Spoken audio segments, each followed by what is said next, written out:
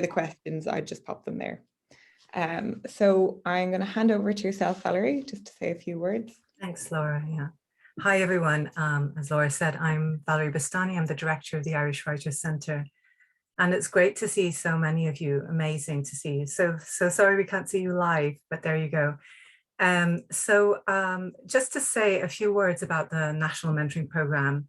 As Laura said, it's been going since 2017 and was the initiative of Words Ireland, which is 7 literature organisations who come together under that banner, working together. And I would say that this is a very successful initiative, which has been going since then under the leadership of Brendan McEvilly.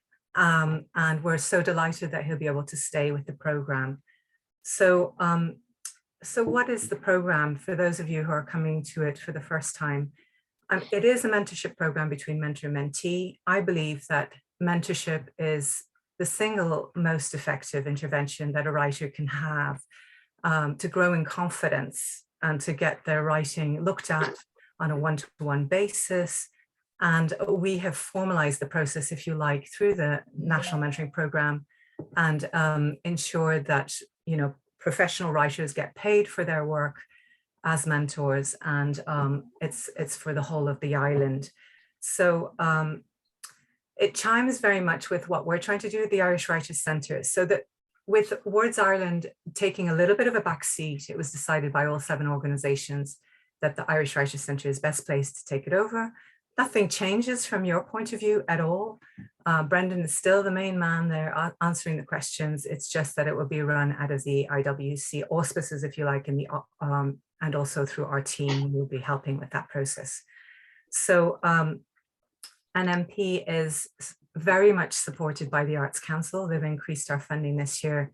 We're going to have a minimum of 33 mentorships this year from all across the country. And we will also be having the Colombian Embassy come on as a sponsor as well, with a Colombian writer who will mentor an Irish writer. So who else supports the mentorship program? There were 18 arts offices who supported it last year, and we hope to be reaching at least that this year again. And we will also, you know, be hoping that to have new mentors on board, and so the people who have benefited as mentors are Wendy Erskine, Dave Rudden, Roisin Khyber, Daniel McLaughlin, Alan McMonagall, Elaine Feeney, Oisin McGann, Tom McCarthy. They're just a few of the names, okay? So they're very well-respected writers who have lots of experience in mentoring others. And the kind of mentees range, but they're also right up the gamut to people who are published now, like Darren Nigrifa, Molly Twomey, Victoria Kenfick, Kathleen Murray, and Nidhi Zak area. So they have gone on to publish books, and as have many others through the mentoring program. So I think I've probably said enough. I'm going to hand over to Brendan now, and do give it a go, but give it a go, I would say, read the guidelines carefully, and don't exclude yourself, don't make yourself ineligible by not reading the guidelines properly. So there you go. This is your opportunity. Go for it. Over to Brendan. Thanks a lot, Valerie, and hello everyone. Mad numbers. Thanks for joining. I'm basically just going to fly through as quickly as possible, like 18 PowerPoint pages, and yeah, the details that you probably already know, I'll try and move quickly through, and then spend a little more time on just the thinking or the decision making, the process of judging and shortlisting and decision making, and how it all works behind the scenes here, just so there's some transparency, so you have a sense of kind of that there is people taking the process seriously and trying to be as fair as possible and create as many opportunities as possible too. So Laura, you give us the first slide there, please. So yeah, this is what we'll cover. So who can and can't apply. The application process and the timeline, what mentoring involves. So if you're selected, what's involved in it. Choosing mentors, mentees choose their mentors, but I'll say a bit more about that. The application form, I'll just go through it, and then spend a bit of time on the selection process and just some general advice, and then we'll go to Q&A. We'll leave, I probably won't be looking at the chat box as we go through. So I think Laura's gonna like try and gather them up. But hopefully some of the questions will get answered as we go. So save them till the end if you like, and we'll get through as many as possible. And I'll give you my email address. You can always contact me with any questions about your particular case. You know, everyone's contexts or cases are different, but yeah, we'll try and sort this all out. So the next slide, please, Laura. Okay, just to say a bit about me. Like as Valerie and Laura said, I've been working on this with Words Ireland since it began in 2017. So this will be the 6th year. And I've been working for Words Ireland over that course of time. I kind of began about 15 years ago in publishing, working for the Stinging Fly, and I've worked full-time for the Irish Writers Centre in the past and other publishing houses and Publishing Ireland and places like that, but have been freelance for a good while now. I also run Holy Show, get some plugs in here.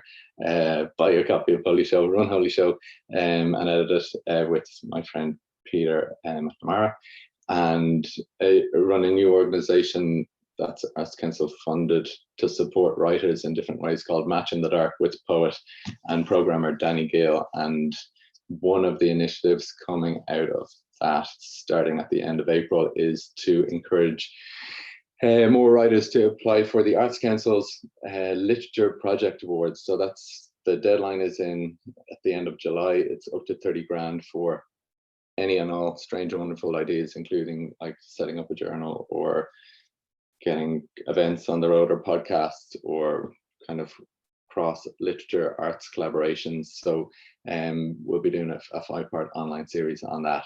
I also write as well, and I published a book about sea swimming. I have been working on a couple of novels for the last number of years. One that's being shopped out at the moment. I only say that just to give you a sense that like I have skin in the game too. I know what it feels like to send your text out into the ether, usually to kind of nameless or faceless, or not faceless, but you may not know the other person who's receiving, and you there's a lot of kind of hope and waiting goes into that.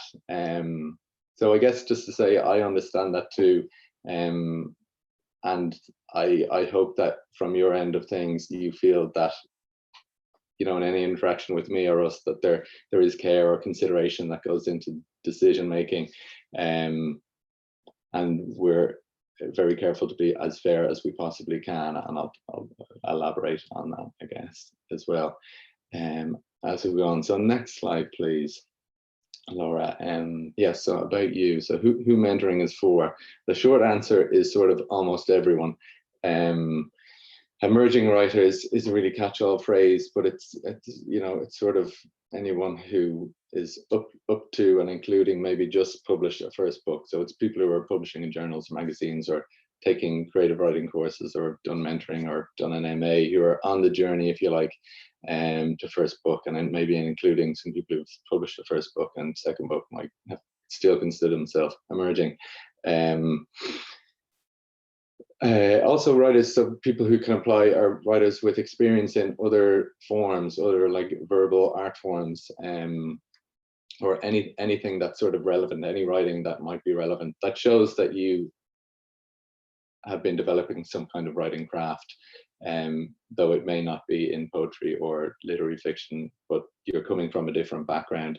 And I guess the CV aspect of the application, it's important to like show anything relevant and to give us a sense of who you are and that you have been at this for a long time.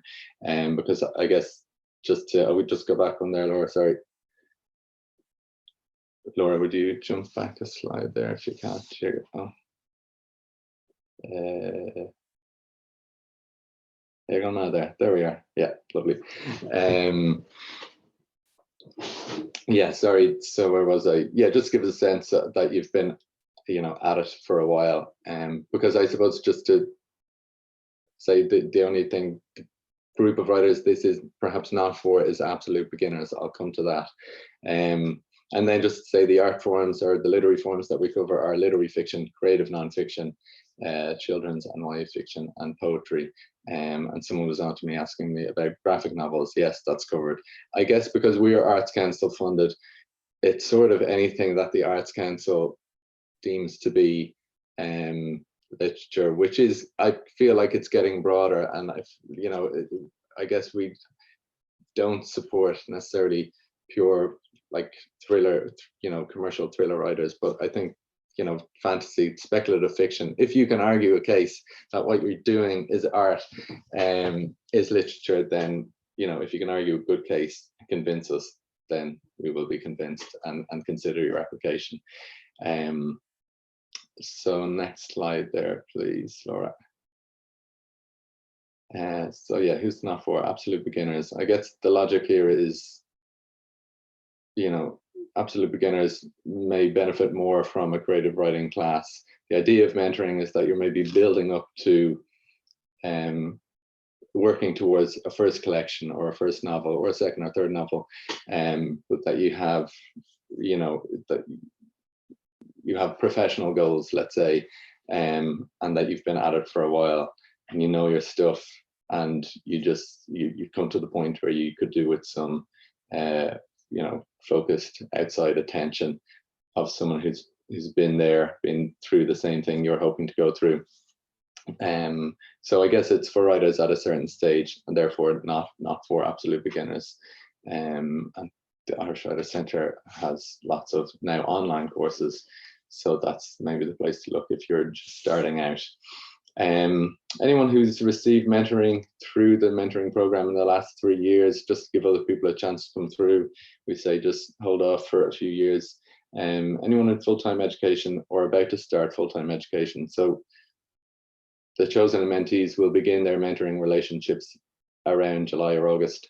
So I guess we don't want to, if you're committed to some other education opportunity and are probably in full-time employment, maybe it's best to just focus on those things. And this is an opportunity for people who aren't in full-time education. Writers who've not started on the project for which they want mentoring. I kind of wrote this down and had second thoughts about this today. I guess it's, when it comes to the pitch and you're saying in your statement of intent what you plan to do over the course of mentoring, should you be selected, it's, we're kind of looking, or the committee, the judge, I don't make any decisions, by the way, I chair the judging panel, but the judging panel are looking at people who have already begun on a project, have already started. They've maybe written 3 or 4 stories and want to write 3 or 4 more new stories to build towards a collection. But like just by dint of the fact that the application asks for 1,000 words of work in progress, if you don't have that, you can't apply. So we're not looking for proposals or pitches of what you're thinking of writing. We ideally want you to have started on something, and be able to like jump straight in with a mentor to show them maybe the first 10,000 words of your novel for the first meeting, and be working on that over the course of the mentorship to get, like, in 2 months' time, another 10,000 words, another 2 months' time, 10,000 words, and so on, or the equivalent in poetry or children's writing. And then writers who finish the project for which they want mentoring on, I would say, is something that, again, it's, maybe if it's a first draft, I don't know. I think it's better, like, if you finish, then you're just looking for readers or editors. The mentor is there to help you along, to guide you, improve the text as you're going, rather than they don't edit the work. They don't even, they're not going to improve the text for you. They're really there just to ask the right questions of you, to prompt you to bring the text in hopefully better direction than you might have alone. So that's the crack there. Next slide, Laura, please. Sorry, Brendan, just 1 second. I think there might be a little bit of spam in the chat. So I'm just going to curb that slightly, and then I will let you get on.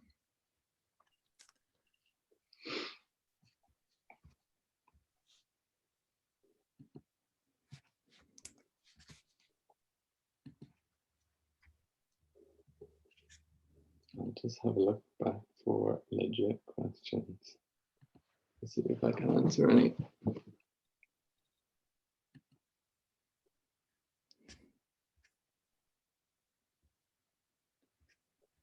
Not as well.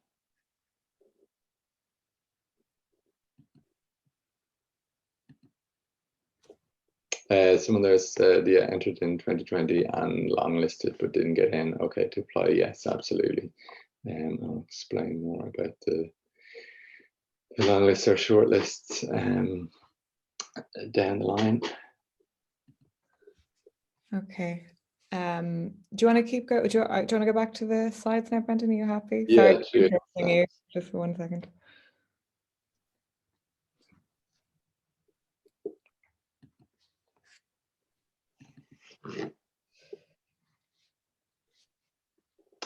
So number 6 there, we're about to move on to. Yeah. Lovely stuff. This is kind of the timeline, but some other bits and pieces of information thrown in too. So the deadline is the 2nd of May at 5 p.m. on a bank holiday Monday. It's kind of an odd time and date, but there's a good reason for that, connected to our submittable account and how many free applications we get per month. So we kind of chose that. Basically, half the applications come in the last 2 days. A good quarter come in the last 2 hours. So don't be you. Don't let that be you, kind of thing. Try and get them in early if you can. I remember someone was asking me, it's like, it's the first, half of the applications generally better or worse than the second. There is no pattern. If you have got an application in now, it's just as likely to be as good as the person who gets it in an hour before the deadline. So yeah, submittable only. There are at least 34 mentorships available across 32 counties. I'll go into a bit more detail on that further along, but from about last year we had 340 applications. That was by a good way the most applications we've had before. So I guess it's maybe in and around 1 in 10 chance is a way of looking at it.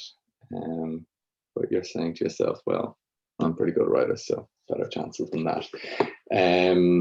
Judging goes on. So we've blind readers, and there's usually a blind reader, 1 judge for fiction and non-fiction, the same person, and then someone else who does poetry, and if they're experienced in children's writing, then that too. Sometimes we have 3 judges, 1 for generally prose, fiction and non-fiction, 1 for poetry, 1 for children and YA, and we try and change them up as much as we can.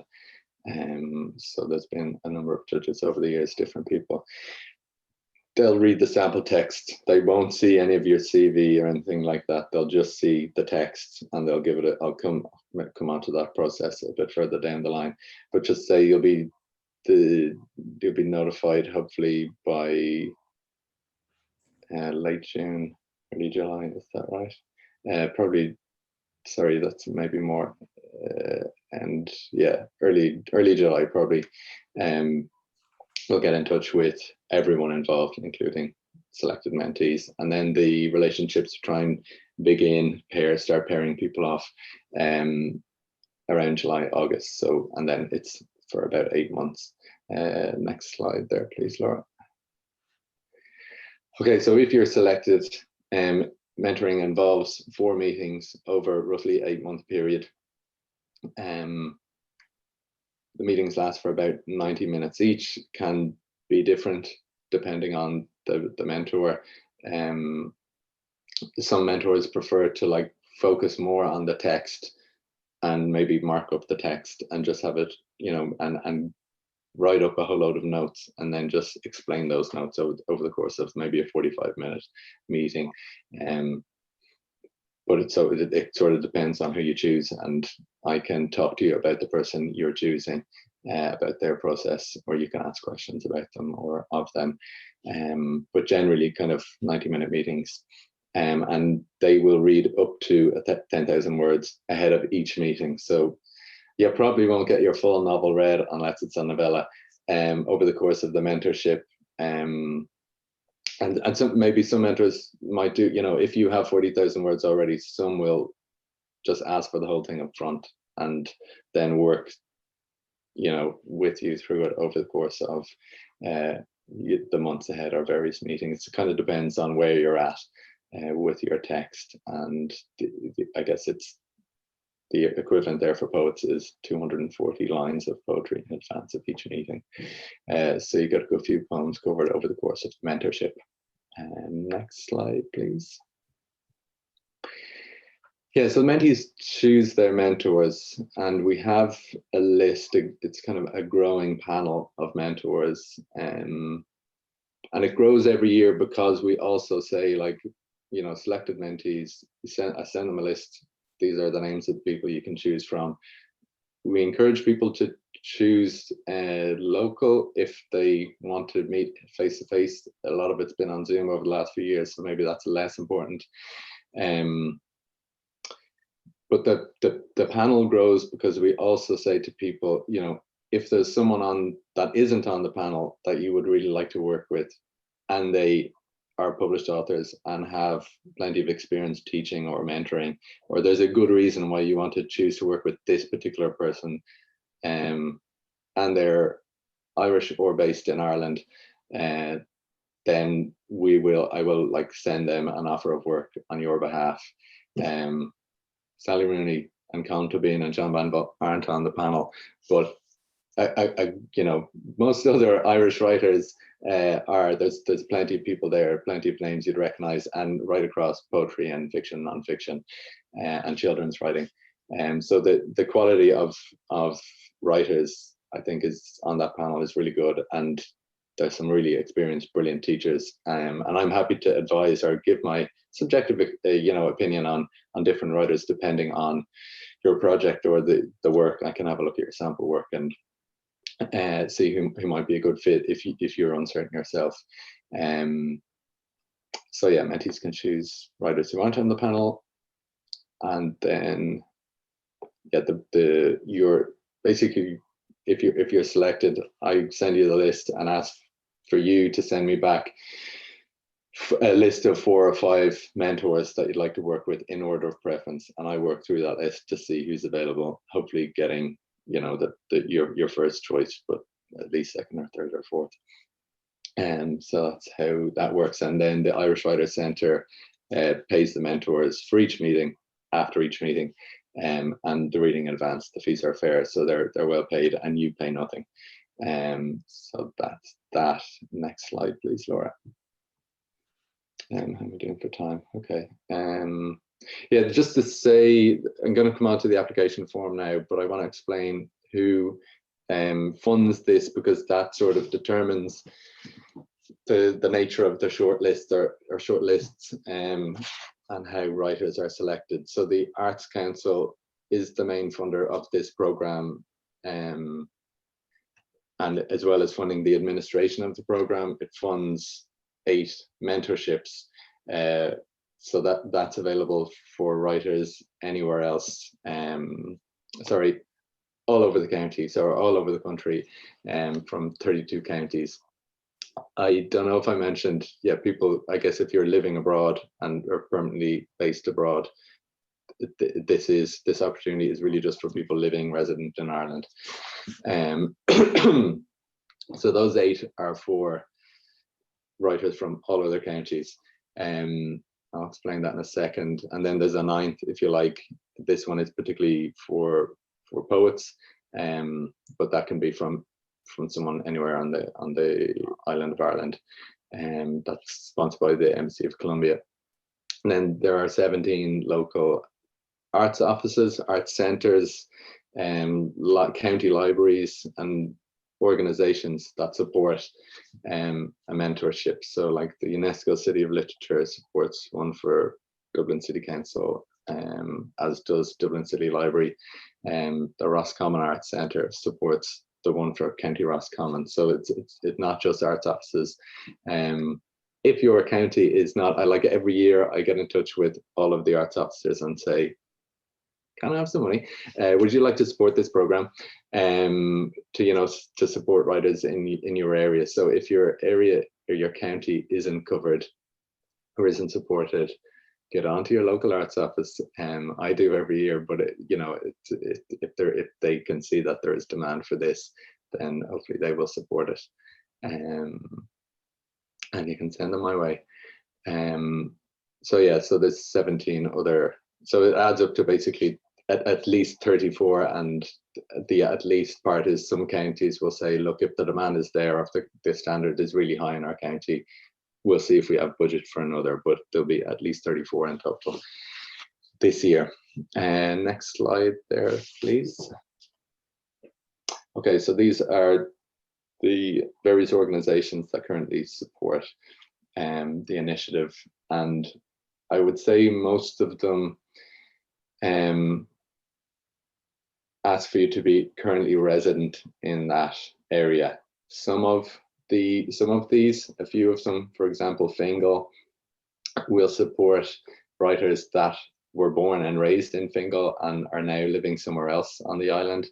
And that's the same for a few of them, but by and large, the arts officers or organization directors are looking to support people living, taxpayers in the county, so residents in those areas. And then just to say, so the whole of Dublin is covered by the 4 different arts office areas or local authority areas. So when you're selecting the county that you live in, particularly for Dublin, it's sometimes obscure. People aren't necessarily sure what administration area they're in, and lots of people end up picking South Dublin because they're south of the Liffey, but South Dublin is kind of a very particular area, kind of beyond Terenure and south into Tala and Clondalkin. So you may be living in South Dublin, but you're actually in the Dublin city area. So just to give that some consideration when you're selecting that in the drop down of the application form. So next slide, please, Laura. So yeah, so this is what you'll see when you come through to submittable. So after you've entered your like logged into your submittable account and entered your name and address and so on. So the drop down will give you all other counties plus the list of counties you've just seen there. So please select the one that's relevant to you. It's kind of, yeah, maybe I'll come to like what that means or in terms of your chances a bit down the line, but yeah, just try and get that right. We do follow up, I guess, with selected mentees to make sure that they're they check the address they've given and then check with them that they are actually living there. I don't call out your houses or anything like that, but you know, for the sake of the funders, we want to make sure that we're funding people that are in their area. And then the writing form is just the fiction, non-fiction, poetry, or children's YA. The summary of work and statement of benefit. So the reason this is, we're on a particular submittable account, and so we try and pack all of this information into this one box because we can't have unlimited number of question boxes, if that makes any sense. So this is why we ask for 4 bits of information all in one chunk of text, and it helps if you can like number it as it's numbered here. So 1, your name. 2, so 2 is give a summary of the work in progress that you wish to receive mentoring on. So I guess try and explain, tell us, like, is it a novel? What kind of novel is it? Where you're at with it? How many words? You know, how many stories you've written so far? How many poems you're hoping to write? How many you've written so far? If some of them have been published here or there, that kind of information. Just yeah, do I say something kind of about the work in progress? And I guess if it's a novel, tell us about the content, you know, what the theme, the subject matter, that kind of information. It is useful to know when it comes to the judges. Are like, is this relevant? Is this feasible? You know, those kinds of questions they might ask themselves. Outline your writing style, wider literary interest, books. I think a list of writers you like is always like something that anyone can, you know, the judges can latch onto easily. They get a sense of, oh, okay, they're in this world of literature, or this is who they're influenced by, or who you kind of are kind of learning your craft from, if you like.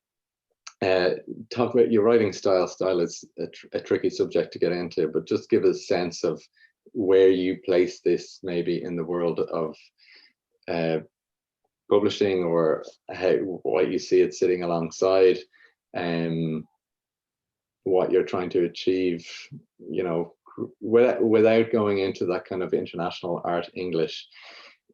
You know, plain English is kind of very welcome at this point, but do try and express your creative ambition, you know, and yeah, what you're into, what your wider literary interests are.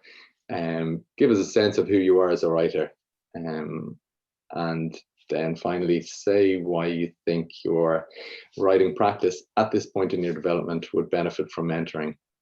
I think like this box here is the most important part of the application, I would say, of other than the sample text. This is really important, and this last part is probably the most important part of this section, explaining your need for mentoring now, why you feel you've reached a point, you know, and you're welcome to kind of give us some detail on your social or economic or cultural background, but it can really be any kind of circumstances. You know, maybe you're a parent who's just coming back to writing after a while you had published previously, you've tried to stick with it, and you could really use, and you've now begun on this particular project, and you've you know, committed to dedicating time to it, but you'd really benefit from the eye of an experienced writer. So try and give us a really good sense of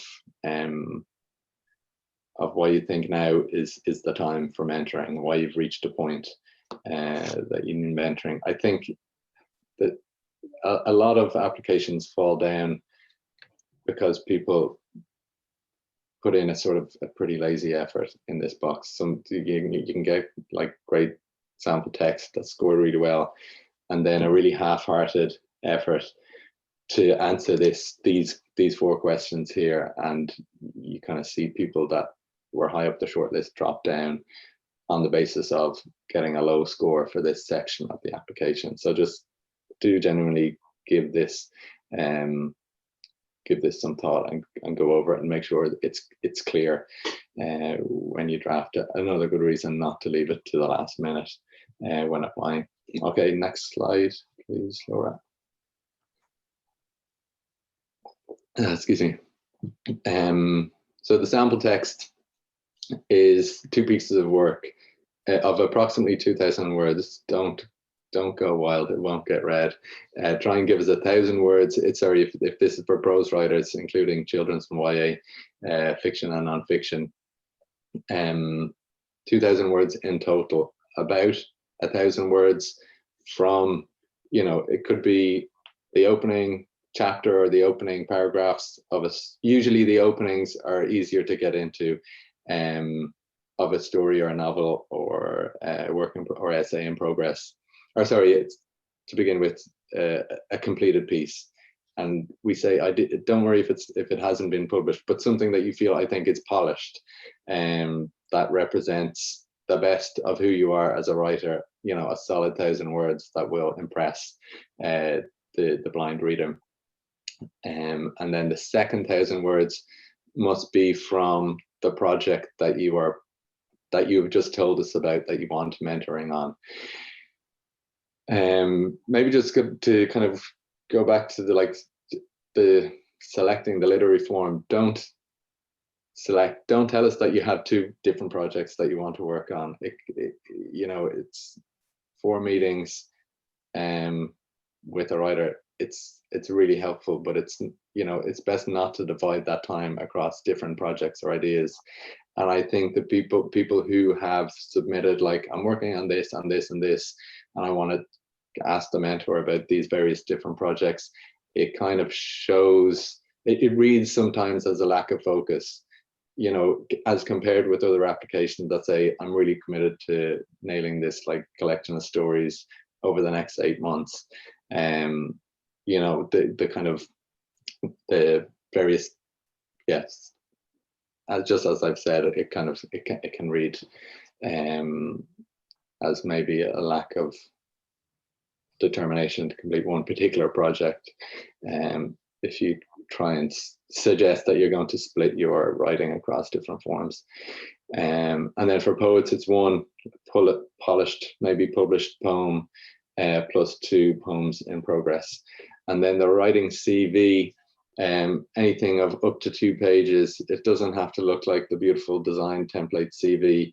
It can be plain prose text or bullet point list of achievements as a writer, including lists of like creative writing workshops you've taken. It's really just to show us that you are a writer who's been at it for some time. You have been on the road, the journey of becoming a writer, and that you are ready for mentoring.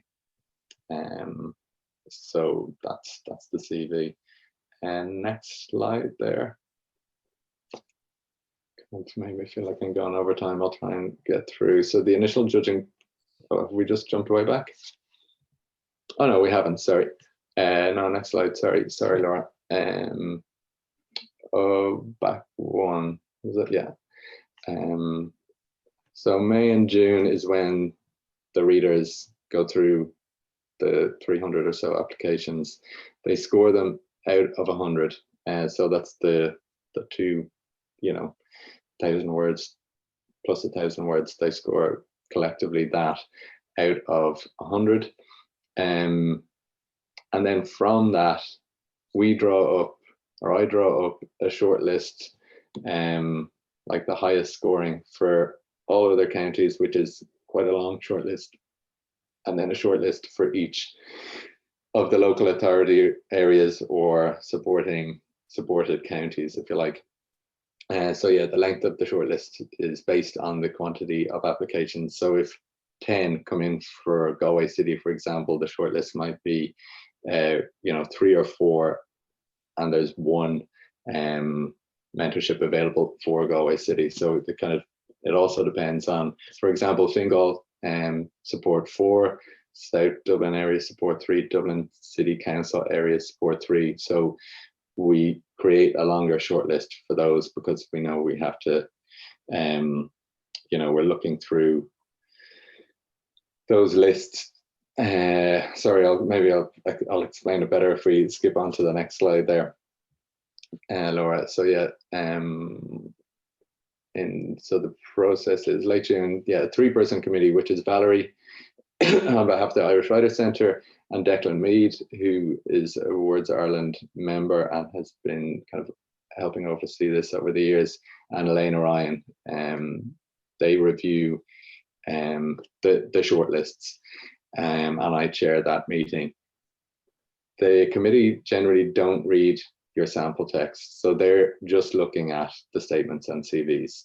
And so this is part of whereas the first half of the judging process is anonymous. Now, when they see the shortlist, they know your name and they're looking at your CV and they're trying to work out, you know, is this writer ready and for mentoring, and is there a need, and how well have they expressed that need? So they do have access to the sample text and they can see the score that you've been given by the reader, but they generally don't read the text. Okay, next slide there, Laura.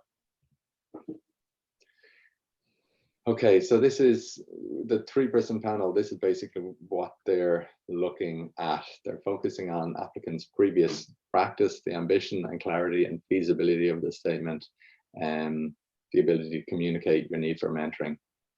So just to break that down a bit, the track record or the potential of the writer demonstrated through the statement and CV.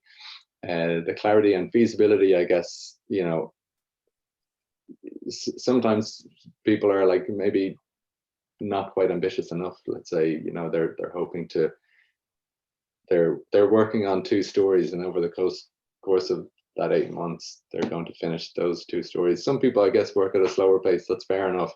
But if that is the case, maybe explain that you work at a slow pace. I guess at this stage, I would say in that kind of 500 words of the statement and the summary, potentially try and preempt any argument that a judge might have against, and you know, imagine the questions they might be asking, and try to answer them.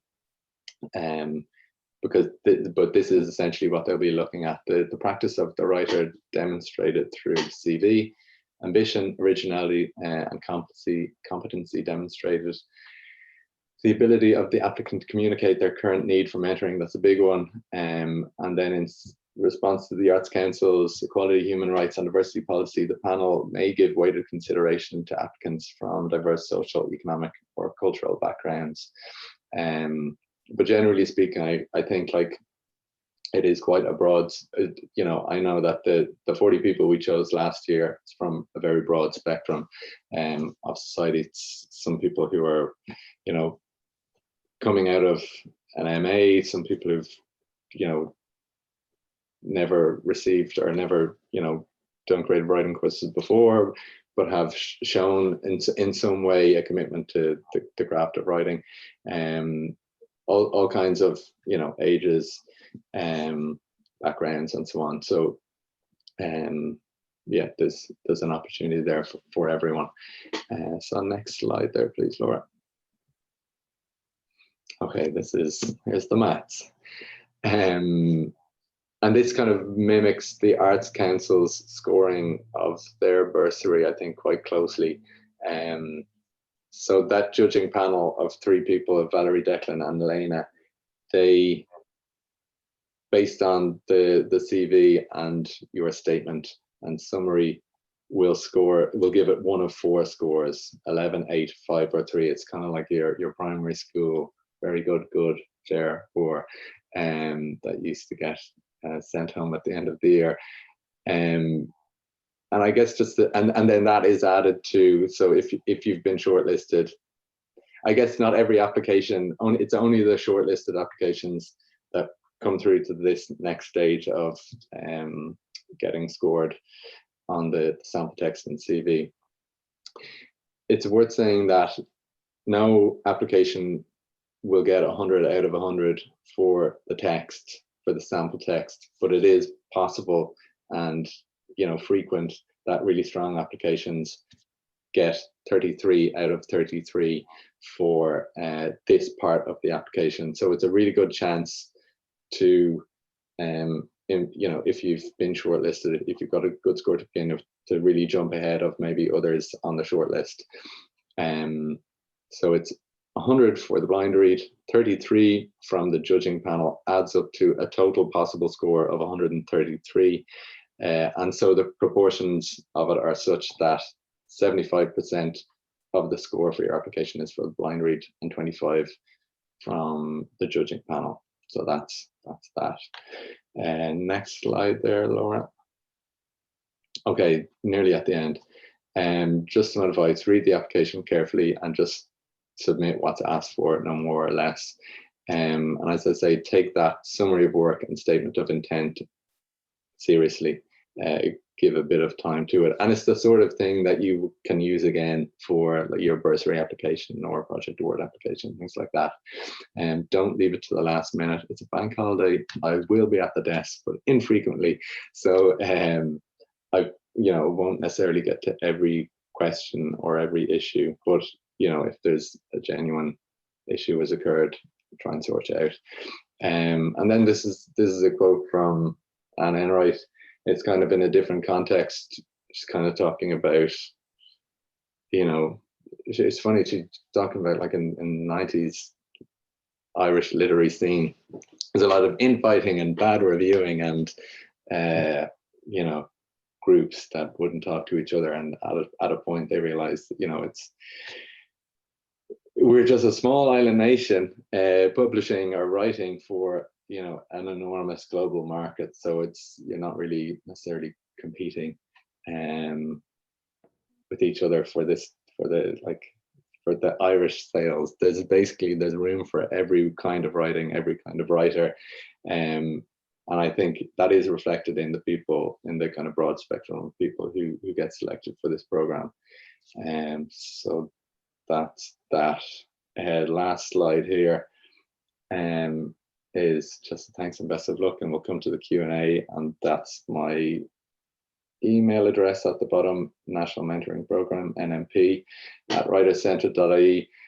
Even if you do get selected for mentoring, you won't begin until July. So these are 3 great books about writing that I just wanted to share with you.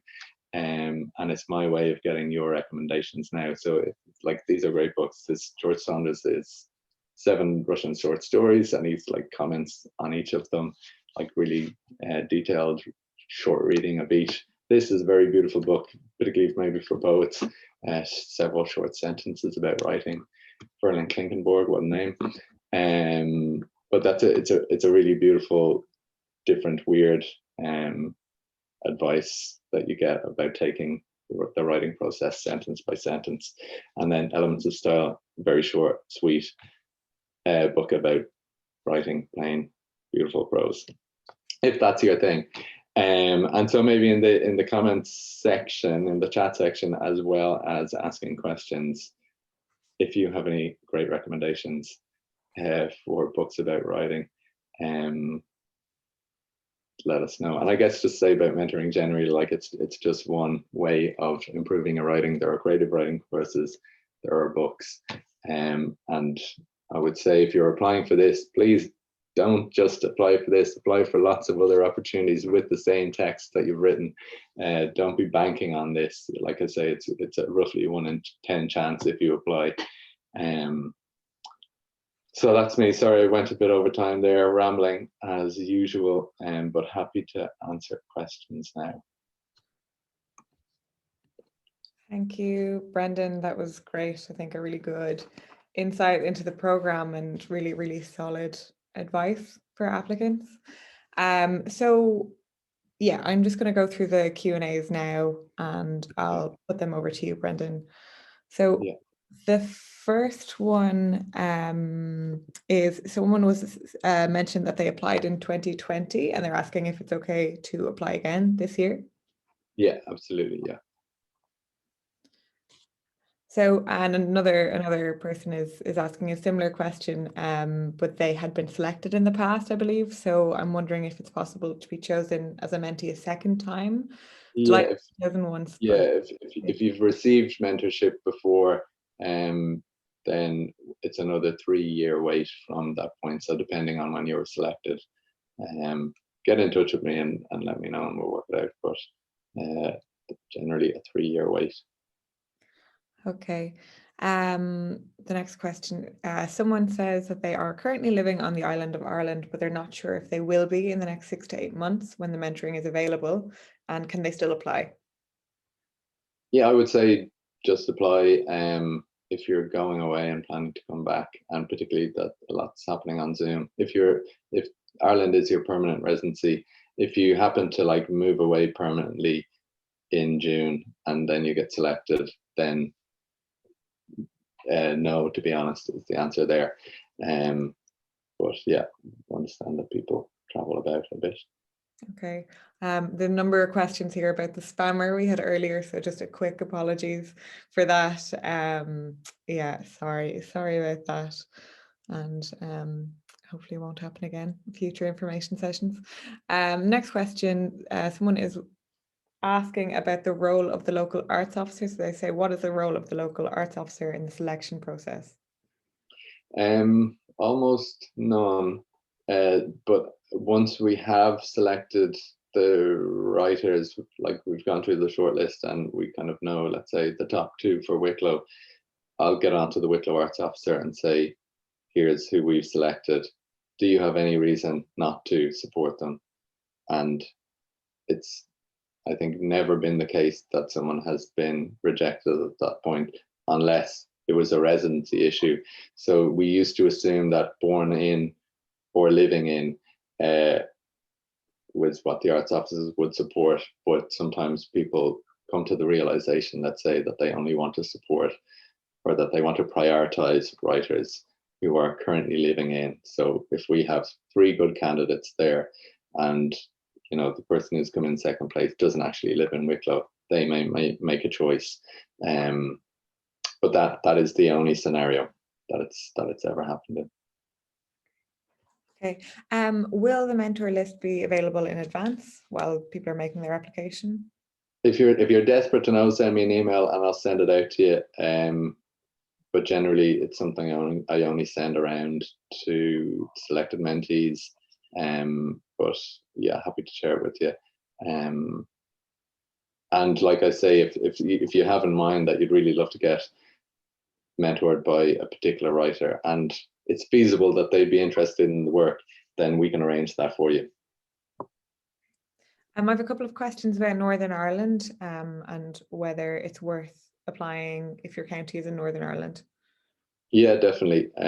It's all other counties, I guess. So there are essentially 9 opportunities available to people from all of the counties on the island of Ireland that aren't supported by their local arts officer or organisation. Okay. Another question is, does the media you work in matter? So would comics or graphic novels fall under children's literature, or would it be outside of the scope of the program? Yeah, I'm sorry that there is no drop down for that. But I guess it's a thing of its own. The way we work out how many poets to select versus how many prose writers to select versus children's writer depends on the proportion of applications we receive. So let's say of 300 applications that come in, 150 are fiction, non-fiction, 75 are poetry, and 75 are children's and YA. Then we try and stick roughly to that proportion of, if we've got 30 mentorships available, then half will be for prose writers, a quarter for poetry, a quarter for children's YA. So we stick to the proportions based on the number of applications, if that makes sense. Okay. The next question is, what if the 2 pieces are from the same project? So i.e. the finished piece being one previously reviewed and subsequently updated, and the second a section that has not yet been seen by a previous mentor. So I think it was 2 different things. Like, yeah, like I'm trying to work out what scenario that would be. Like, maybe you've really polished the first 1,000 words of a novel and you're saying that you'd like to submit a less polished later piece of that novel as the second 1,000, if that's what you mean. I would say no, try and give us 2 different stories, 2 different poems, 2 different projects, please. Okay. Another attendee just asked, is it possible to apply if we are not citizens of Ireland, but we are residents? So someone who's been resident for several years and waiting for citizenship to be processed. Yeah, no, absolutely. If you're living in the country, you're welcome to apply. Great. Another question, is age a limiting factor? I'm a bright coherent 77. No, absolutely not. And there have been lots of older people selected over the years. It's purely based on the blind read plus, you giving us a good case for why you need mentoring now and the project that you're working on. So yeah, not a factor. Okay. 1 minute. So I have a question here. Trying to transition from poetry to nonfiction, wasn't selected last year. Is it better to wait a further year to hone the writing sample, or to apply this year? I think is the. You may as well apply both years, Yeah. improve your chances. Yeah. Yeah. I guess the question is, do you have a polished piece of nonfiction plus a new, and a separate, less finished, or the work in progress. But do also at the same time do tell us that you're transitioning from poetry. Give us the background, give us the fact that the fact that you've been a poet for the previous years is relevant. That you're a dedicated writer, let's say, is important. So give us the story. Okay, now we're coming up on time, so I'll probably get to maybe 2 more questions. So someone just asked, someone was concerned about the length of their writer CV. They said they have a debut that's about to be published, but other than that, they don't have much to add to their CV. And is that an issue? Yeah, I think like for people who are purely novelists, there's less of a chance that you've been publishing in journals. If you just went straight into novels, fair play. And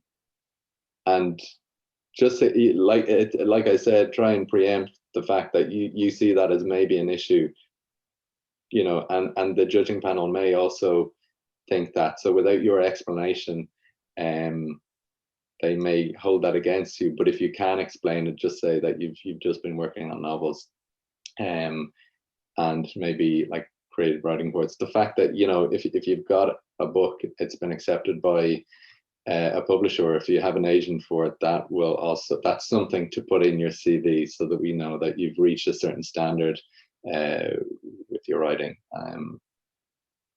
Yeah, hopefully that helps. Give us as much as you can, and I guess I think that the panel will understand that scenario. Okay. Finally, someone just wants to know if full-time education includes a PhD. Yeah, I just found out today that one of our previous mentees is doing a PhD at the moment. I mean, and the fact is, like, again, like I don't turn up to your house, and I don't get onto all the universities to see if you're currently enrolled. So just keep that a secret and apply. I don't know what to say there. Yeah, like our preference is that you have the time available to dedicate to this. I think it's often the mentorships move at a slower pace than the mentees had envisaged, because life gets in the way, and there's all kinds of obstacles to writing 20 or 30 poems or 40,000 words or whatever it is over the course of 8 months. A PhD is a pretty big obstacle, and so yeah, I guess it's maybe, in a way, it's up to you to be honest with yourself and with us, but maybe more with yourself, like, do you have the time to do this? So yeah, that is how I'm going to answer that. Okay, maybe one more. There's a lot of questions. Just to say, if we haven't got to your question, we are all available, and Brendan is available. He gave you his email address at the end. Yeah, I'll just write that in the chat again. So yeah, pop that in the chat. But yeah, fire away with any more. I'll try to do them quickly. Last one is just, can you do your 2 samples? Can they be in 2 different forms, or should they be in the same form? Yeah, again, same form, and for a couple of reasons. One, that the judge will only be, let's say, an expert in one form. So if you send a poem as a polished piece but prose, like Alan McMonigal isn't going to necessarily be the best judge of like the quality of your poem. And also it does show that like this person is kind of split, or that they haven't worked enough in this particular form to warrant mentoring, and it's something like that. So try and keep the whole thing in one form. Okay, thank you very much. Thanks again, Brendan, and thank you to everyone for joining. As I said, any more questions, you can fire them over. And otherwise, follow us on social media. So we're going to be posting about the National Mentoring Programme up until up until May and beyond that. So on Twitter, we're Irish Writers Centre. Irish Writers CTR is our handle, if you don't follow us already. And yeah, just make sure you sign up for our newsletter as well, so you can keep abreast of any more opportunities. As Brendan said, if you're applying to this, also look at the other opportunities that are available to you to apply to. All right, okay, thanks very much, everyone. Thanks for your time, everyone. Take care. Thanks. Salam.